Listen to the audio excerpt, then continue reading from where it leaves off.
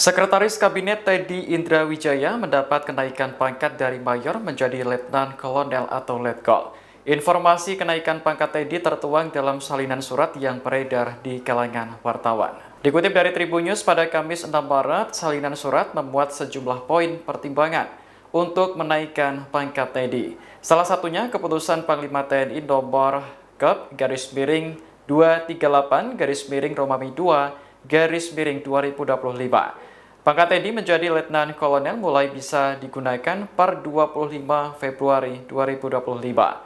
Dikutip dari Kompas.com, Teddy dikenal sebagai sosok yang telah lama berada di lingkaran kekuasaan, terutama dalam hubungan erat dengan Prabowo Subianto.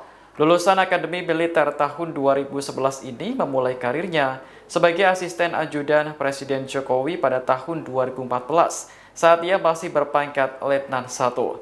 Selama 5 tahun, Teddy mendampingi Presiden Jokowi hingga 2019.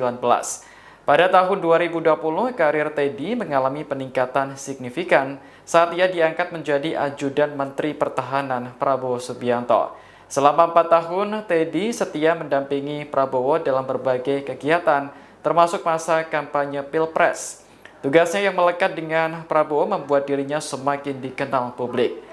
Namanya juga semakin dikenal setelah dilantik menjadi Sekretaris Kabinet pada masa pemerintahan Presiden Prabowo.